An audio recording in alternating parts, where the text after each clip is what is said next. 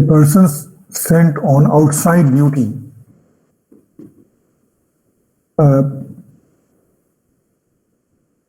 this was the point. Yeah, this was the transport allowance where we said 5,200 grade pay was to get 3,200 plus DA, and other cities was 1,600, 4,200 to 4,800, 1,600 plus DA they are on, and 800 and DA they are on, and below 4,200 grade pay was to get 400 plus DA and 300 plus DA respectively. The 1 kilometer restriction that we talked about was also there, which was later on removed by the government. Now the travel entitlement on tours that they were going, we said that it was 9,000 and above, they were to travel by J class air or AC first class in train. 6,600 to 8,400 was Y class by air and first class in train AC. Now these two were also entitled for AC2 tier in Rajdhani Express on production of tickets.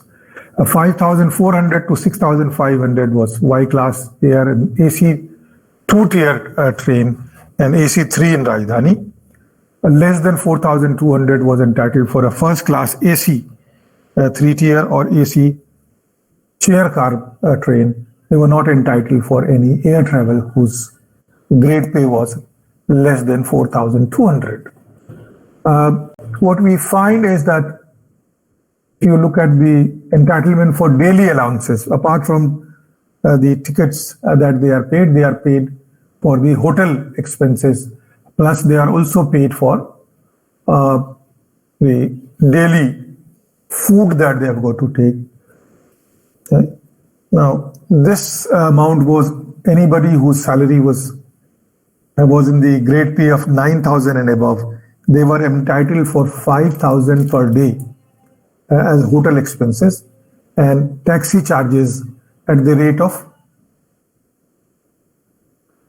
for 50 kilometers within the city. That was AC taxi, and the charge was 16 rupees for metropolitan cities or as applicable in other cities on production of tickets. Food bill was per day, they were allowed 500 rupees per day. Now this was later on revised as the DA increased.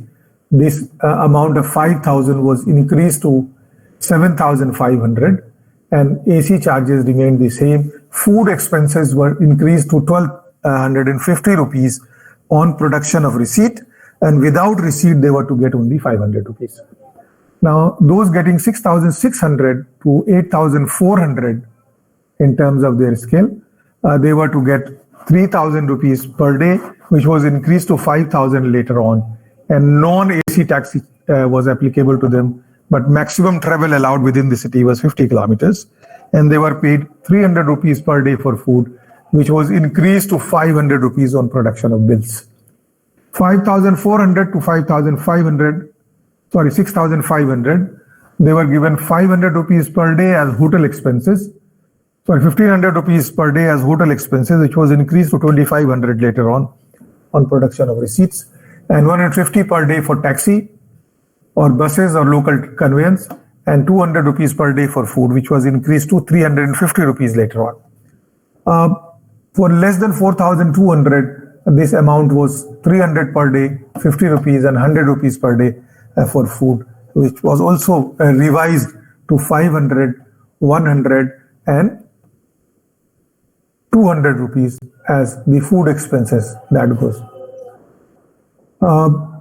If you look at entitlement for transport on transfer, the persons who are transferred from one place to another, they have got to move their household.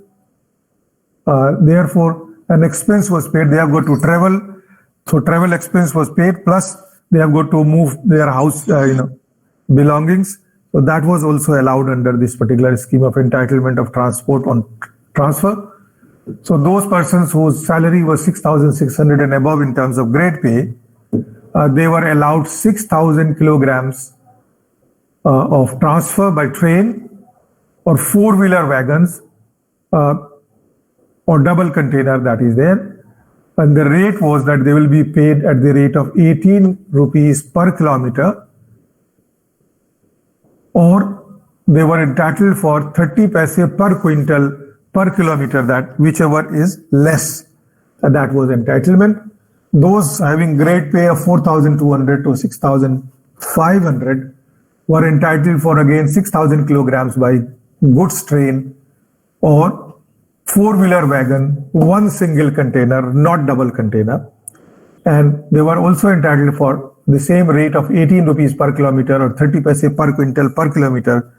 Now both could be counted, and whichever is less was to be paid. 2,800 rupees was the grade or less. They were entitled for 3,000 kilograms and 9 rupees per kilogram, 30 paise per quintal. Below 2,800, they were entitled for 1,500 kilograms at the rate of rupees 4.6, 4 rupees 60 paise per kilometer or 30 paise per quintal. That was to be paid to them as transfer expenses. Now,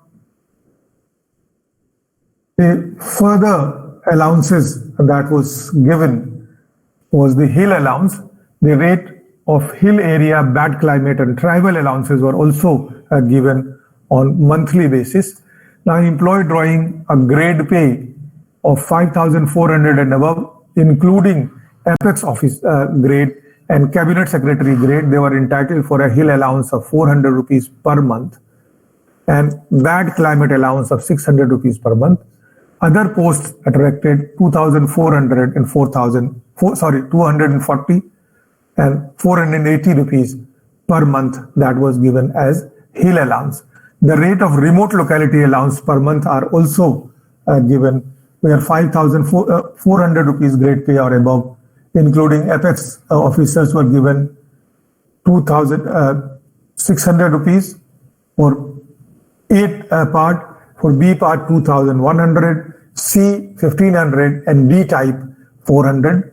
Similarly, other posts would attract 2,000, 1,600, 1,200 and 320 as allowances, which was considered as remote locality allowances if they were posted at the remote locations. We also find that the rate of project allowance per month was also given. So 5,400 and above was given 1,500 rupees per month, and other posts were attracting 1,000 rupees per month as rate of project allowances which was given. There were educational allowances were also given to the employee whose children were under education. Now, they said that a maximum of 1,000 rupees per month per child was to be given for maximum of 2 children, right? That was the educational allowance. This was increased to 2,500 later on. The insurance was also there. Now, the insurance was for pay band 1, 5 lakhs, pay band 2, 7 lakhs, pay band 3, 10 lakhs of rupees. That was going to be, was there. Amount of insurance to be increased to 50% once DA goes up by 50%.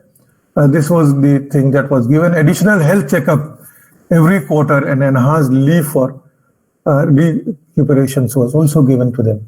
Minimum risk by technology was also taken into consideration. Now, the hostel subsidy was also given to the same 2 children of the employee if they were under education and living in the hostel. They were given 3,000 rupees per month as the child allowances that was there for the education of children, right? This was the entire thing that was there as far as the allowances are concerned. We also had non-practicing allowance for doctors and other personnel who practice. They were given 25% of the basic pay as the non-practicing allowance, and they were also given basic NPA not exceeding 85,000 rupees towards this particular head called non-practicing allowance, which is given to mostly doctors and similar profession. A deputation allowance was continued as in past 5%, 10% and 15% of pay grade without any pecuniary limit which was fixed on that. But the aggregate of pay allowances should not exceed 39,200, being the maximum pay in pay band 4. Right? They were also given other allowances like cycle allowances for the PMs. That was given to be 30 rupees and 60 rupees per month. They were also given washing allowance for those people who were given dress, mostly earlier the fourth grade employee, now multi-purpose employee, or MTS as they are called, was washing allowance of 30 rupees and 60 rupees per month, and all other allowances to be doubled if they were given under this category. Overtime bonuses. The Fifth Pay Commission had recommended abolition of OT to all categories of staff, and this was not accepted by the government. The status quo was maintained. Now, the Sixth Pay Commission has also recommended abolition of overtime. Even today, overtime is not available. The bonus was linked to productivity of the organization. Till such time, the PLB should be continued in the modified manner that was there. The existing formula is detailed in the thing on page 265 and 266. That is not your concern. The new formula for calculation of bonus for the railway was given, also devised by this particular method. What we find that holidays were reduced as it was earlier. The government officer was to be closed on, the government offices were to be closed only on 3 national holidays. The national holidays being the Republic Day, Independence Day, and birthday of the father of the nation. They further said that restricted holiday was to be increased to 8. That was slightly less in certain states. Head of the department has powers to declare office closed to a maximum of 2 restricted holidays in a year on local considerations to be decided at the beginning of the year in consultation with the staff if they want to change these restricted holidays. Casual leave or other leaves remained unchanged in this category. The 12 CLs for physically challenged people was there. The casual leave was there as 8 casual leaves per year. That was there. And half pay leave was now allowed for the railway school staff also. The advances was to be paid, all interest free advances to be doubled. That is advance for typewriters, advance that was meant for grade D, which is now gradually abolished, which were available interest free to be discontinued. They also said that advances for bicycle and clothing which were not interest free now to be made interest free. They also said that advances which were not interest free to be dispensed henceforth, and government should enter into agreement with the PSUs for this purpose. They further said that eligibility for taking advances which are not interest free should be removed, and this will be decided by the banks, and that was there. Facilities for women employees who staggered working hours, giving flexibility to work early or late. Under this scheme, 11 hours to 16 hours will be the core working hours during which all women employees should be present. They will have the option of either coming up to 1.5 hours earlier or leave up to 2 hours late, depending upon the actual time they have clocked in. The time may be adjusted if office have different working hours. We also find that child care leave of 2 years was introduced for the first time. That is, women employee for up to 2 children could take 2 years of leave, not in one installment, of course, for the care of their children until they attain the age of 18 years. Anything, even 1 day above 18 years, this leave was not allowed for the women workers. Setting up of daycare centers was also made contributory, and therefore any daycare was to be established with the help of the employee themselves. Maternity leave was increased from 135 days to 180 days, right? This was as good as 6 months leave has been allowed, which was earlier less. Now, this was allowed for 2 children only. Further leave up to 2 years periods in continuation can be availed instead of existing 1 year period that was there earlier.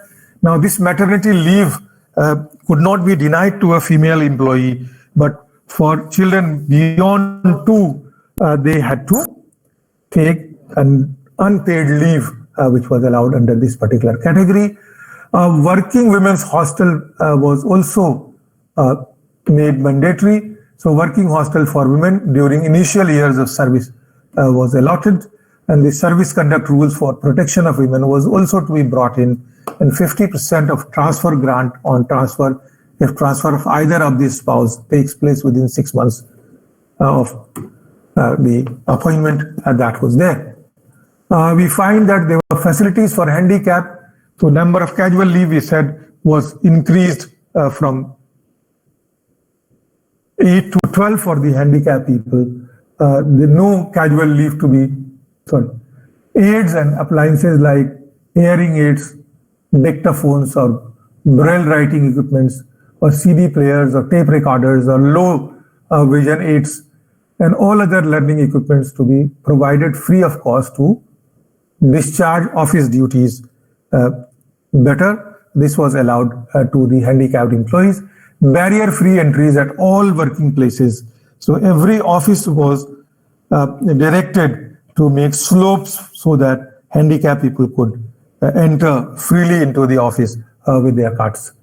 Higher subsidy of 4% for loans was also allowed to the handicapped, and liberal flexi hours of employment was also made available to them. Special allowances for child care of 1,000 rupees per month for women with disabilities was payable from the time of childbirth up to 2 years and for 2 children only.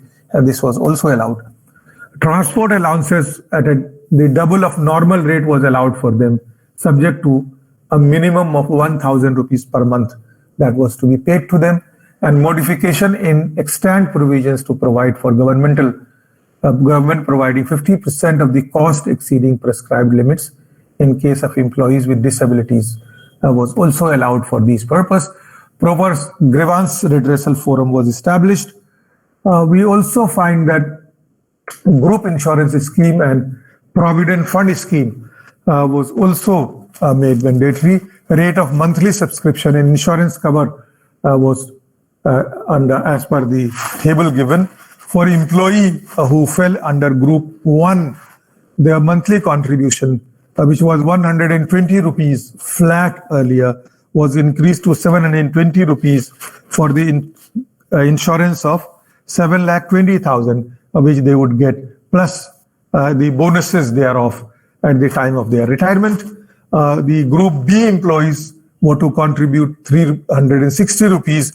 They were giving 90 rupees earlier, and they were covered for 6,30,000 rupees. 3,60,000 rupees. And C category employee was to contribute 180. They were given 1,80,000 rupees as group insurance. Similarly, D category's employee was also to contribute 180 and get a protection of 1,80,000 plus the bonuses that accrues at the time of retirement. We also find that investment in central provident fund to be made voluntary. That was there. Health insurance scheme was started for the employee and pensioners on voluntary basis with a contribution of 30%, 25%, and 20% by grade A, B, C employees, with the government paying the remainder. The arrangement to be reviewed periodically, which has been removed now.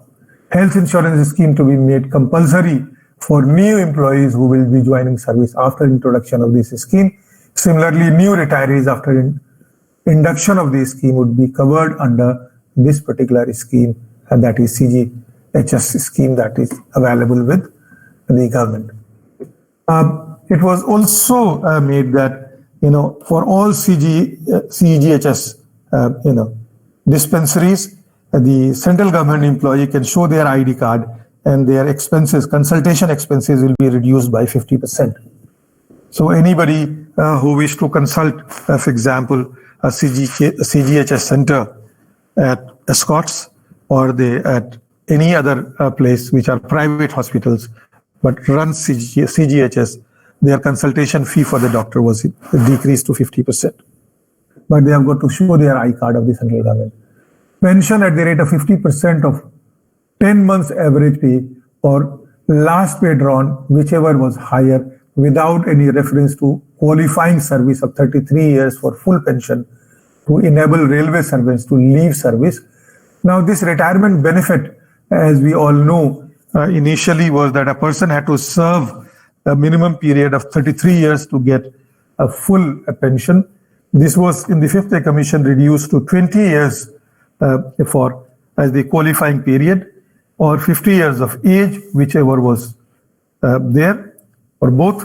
It was further decreased to 15 years of service and 50 years of age, and that was therefore golden handshake, and full pension was to be paid to the employee. Pension and family pension was to be increased to pensioners as per this particular scheme. On attaining the age of 80 years, a person additional quantum of pension, 20% of the basic pension was to increase. So full pension is 50%. They were to get 20% more on that. And once the person attains the age of 85 years, they will get 30% of additional basic pension. For attaining the age of 90 years, 40% of the basic pension. For 95 years, 50% of the basic pension. So that they will start getting 50% on that. So that is 75% rate was there for pension. But once a person attained the age of 100 years, they were given 100% basic pension. That is, whatever they were getting at the time of retirement, upon attaining the age of 100 years, they will start getting the same. It was perhaps given because there are hardly anybody, very few persons live up to this stage of 100 years. Now the commutation calculations modified for this purpose. This activity of making payment should be outsourced to any PSU bank, which would extend the commutation. So pension commutation is that as per rules, a person would commute up to 25% of his pension now, which was earlier 40% of the basic.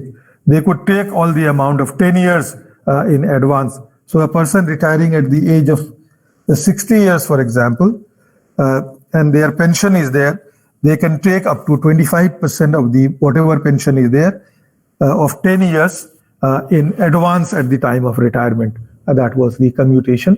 And they would keep getting 60% of the pension till the time period is over. Then they would start getting full pension that is available to these employees, which was earlier we said 40%. No change in maximum age of commutation was allowed.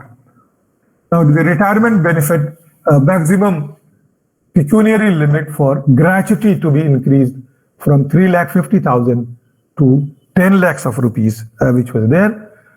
This was no change in maximum number of earned leave was there. So maximum 300 days of DL and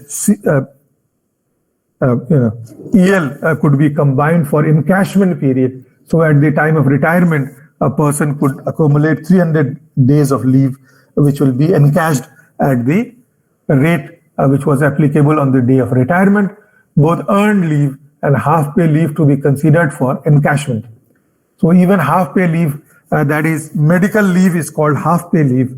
So a person not having enough leave, their medical leave will also be commuted. So half pay leave means if 500 days of medical leave or 400 days of medical leave is available, so that will be considered reduced to half, and then whatever limit is there of 300 working days, that will be added to their EL or HL as the half pay leave which was there. We also find that in case of government employee dying in harness, family pension may be paid at enhanced rate for a period of 10 years. The dependency criteria was the minimum family pension along with dearness allowances thereon. This should be followed in case relating to payment of family pension as well. They further said that for 100% disability attendant allowance was to be provided on same lines being provided to defense personnel, which was there. The rate of ex gratia payment was to be doubled and raised to 10 lakhs for death on accident in case of performance of duty was there. And all those people who are anti-social elements, etc., they were not to be paid anything. And rupees 15 lakh in case of enemy action in international war or skirmishes, that was to be paid to the defense personnel which was there. The retirement benefits, fixation of pensioner is given in the table, they said, and they said that the lower than 50% of the maximum of the pay band and the grade pay they are on corresponding to the pre-revised pay was to be given to these employees. The medical facilities was also to be provided to the employee irrespective of their age on par with the facilities provided for dependent sons for the purpose of medical facilities that was there. So that was given to employee and their children and the spouse. For family pension and other related benefits, disallowed to daughters to be placed in the first category that was there, but a divorcee daughter was allowed this particular payment. We further find that other features was improvised entry grades which was there. They further talked about different kinds of bunching of pay which was also being done when the pay commission was there. So what we find that this was the position that was there in the 6th pay commission that was applicable to the government employees. Now, once the 7th pay commission came, the salient features of 7th pay commission is that this grade pay and other things were all done away with. They no longer talked about the grade pay and other things. They worked out a multiplier. The pay commission recommended 3 levels of multiplier. They said that there will be 2.56, 2.63, and 2.74 as the multiplier, right? For those in the 4th pay band would get 2.74 as multiplier. Those in pay band 3 will get 2.63 as multiplier, and those who are in lower in pay band 1 and 2 would get 2.56 as multiplier. But the government did not accept this recommendation because they did not want to pay more to the government employees. And therefore, they only accepted that everybody will be paid at the lowest of rate, that is 2.56 as multiplier. And this multiplier was on the basic of the individual, that was the grade pay and band pay combined that was there, and fixation of 1 increment if promotion was allowed. So that was calculated to work out the basic pay that is being paid to the employee. But this pay at no point of time should exceed 2,25,000 without NPA that is also there, that is called this stagnation was brought at maximum of 2,25,000 rupees basic was to be paid to the employee. Now, if you go further as to what changes are there in the 7th pay commission, we find that they revised, I said, the HRA that was to be paid. HRA was earlier paid at the rate of 30%, 20%, and 10%, depending on A-type, B-type, or C-type cities, which later on was changed to X class, X category, or Y category, or Z category cities. So X, Y, Z category was brought in. And this was reduced in the 7th pay commission to 24%, 16%, and 8% respectively. But this was to be increased to 30%, 20%, and 10% once the DA level touches 50%, right? Then we further find that gratuity amount was also changed we all knew that gratuity amount was 10 lakhs, 6 lakhs, and 3 lakhs. This was increased to 20 lakhs, 10 lakhs, and 5 lakhs rupees that was to be paid.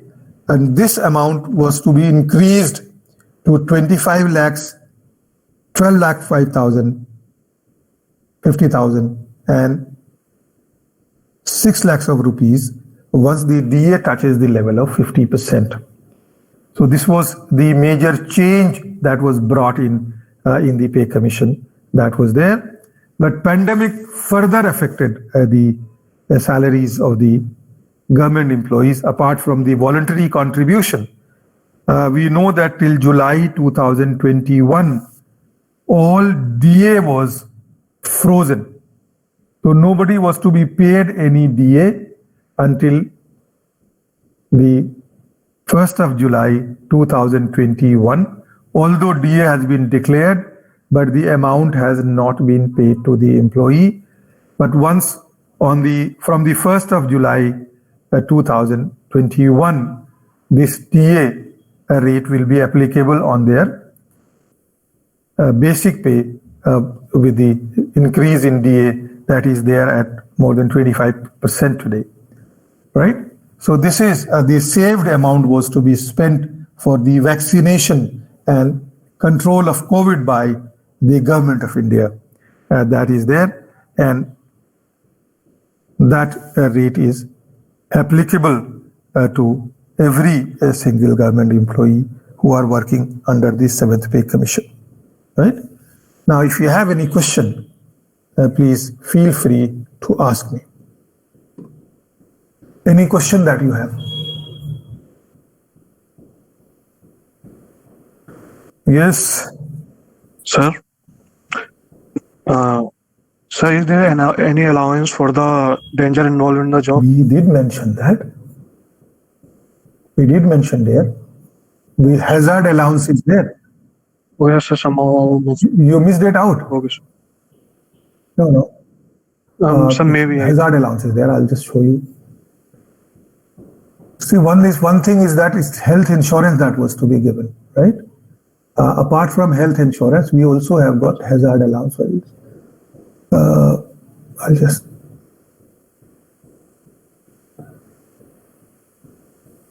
I'll just go down to that slide so that you have.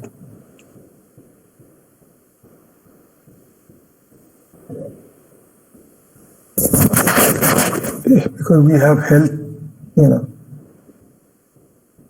this is DA, house rent allowance, transport allowance, that is there, travel entitlement is there. See, right? See, they talk about rates of hill area and bad climate allowance, right? They also talk about remote locality allowance. They also talk about rates of project allowances which are to be given. And then they have these risk allowances that was. Now for the risk allowances, they had insurance cover that was to be given for pay band 1, 2, and 3, right? Then they were given an insurance of 5 lakh, 7 lakh, and 10 lakhs of rupees towards the dangers arising out of employment, which was there, right? Now, if you go through the act, which we will do when we are doing the, I think, 5th unit of this particular course, there we have got to study certain acts which provides for the benefit under the hazards, that is social security benefit that is to be paid to the employee under this particular condition, hazards arising out of employment. That is a separate thing that we will do, right? Here the insurance is given to the every employee, that is at the rate of 5 lakhs, 7 lakh, and 10 lakhs of rupees, which is there. So that is there. Anything else that you want to know? Thank you, sir. Any other thing that you want to know, please? Hello? Any other thing? Excuse me, sir. Can I ask something off the topic here? I want to know about the PFA. What does that stand for, and what does that do in jobs? PFA. Yes, sir. People get lesser salary, and they'll get when they leave the job, they'll get the remaining amount. I have heard about it. Yes, sure, that happens. See, what happens, there are, you must have heard of CTC, right? Have you heard of CTC? No, sir. That is the cumulative payment that is given to an employee in total. Certain Cost to company. organization, yeah, cost to company is given. So what happens that the total salary that is declared, you might have seen that in certain cases, the salary is quoted to be very, very high. That a person Yes, sir. from premier institutions, they are given, 2 lakhs of rupees upon joining the organization, and we feel how is it that we are only getting about 20,000-30,000 rupees or 40,000 rupees, and these people are getting 2 lakhs of rupees. Thus 2 lakhs of rupees is declared as CTC, that is the total cost to the company. However, if you look at the actual payment to the employee, the actual payment to the employee may be just the 50% of what has been declared. So they deduct the cost in terms of office space provided to these employees. The cost of maintenance of office in terms of energy, that is the light, plus fans that is run, the Okay. air conditioning that is being run, the furniture that is being placed in their rooms, the secretary's salary is also there, the assistance that is provided to those employees, that is included as the total, or any vehicle that has been provided. The driver's salary is also included in that, not the vehicles. So what we find is that when you talk about the CTC, that is the cost to the company which is being declared, and that is fully taxable amount. So that is, they are just playing with the tax, so they declare a CTC. Now, once you talk the retaining of the amount that you were talking about, I tell you there are large number of organizations. I did talk about this fact when we talked about the salaries, that salary declared is high, but they say that 20% of your salary or 30% of your salary or 10% of your salary will be retained by the organization. And once you complete a year, the entire payment for the year will be made to you, right? Yes, sir. One go, the balance of the amount. And that likewise, it will continue till you are continuing, you will not be paid that amount. But in case you leave in between, you will not be paid a single penny that has been retained by the organization, because you have signed a contract with the organization that you will be paid this amount upon completion of the year, right? If you have not completed the year, you will not be paid that amount. Okay. And normally this amount is not paid at the financial year. They provide, they give you this amount 3 months after you have completed 1 year of service. So it is only in the 15th month that you are provided. By the time there is an accumulation of 3 months more out there, right? So that is how it happens for protecting the employee. Some organizations, instead of paying, they say that we will give you shares, or we will do profit sharing instead of paying you directly. And the shares are being issued in their name, which is there with the employee. They become shareholders of the organization. Right. Any other question, please? See, Sir, provident. what type of allowance? Oh, yeah. Slightly slower. Yeah. What? I'm unable to hear. Yeah, please speak Sir, out. I want to ask you, sir, what type of allowance women was it? I want to know, sir. What type of allowance? India employed it. Sorry, I'm unable to hear you because your mouth, your mic is too close to your mouth. Keep the mic a bit away. Please speak. Sir, I want to know that what Sound is not coming properly. Did anybody hear her? Can they speak on her behalf if you have heard this? As to Sir, what is I the guess question? she's asking what type of allowances does an employee get? What type of allowances does an employee get? I guess this is what you were saying. See, we have already mentioned that a person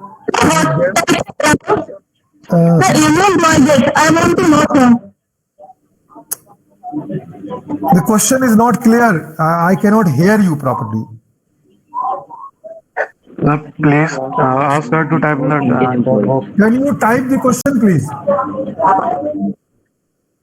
Can you type the question, please? Type out the question.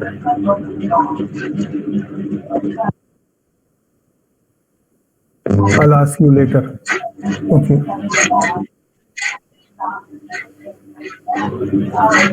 Any other thing?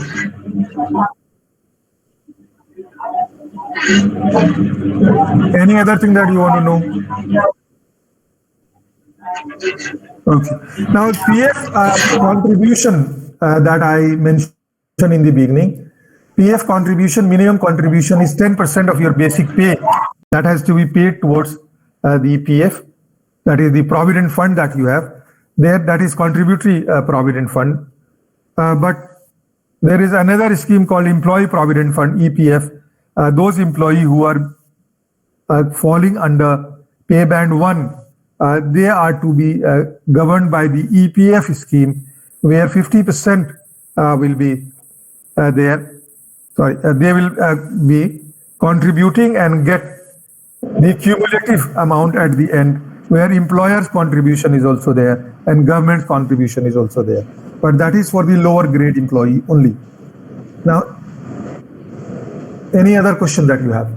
No? Thank you then.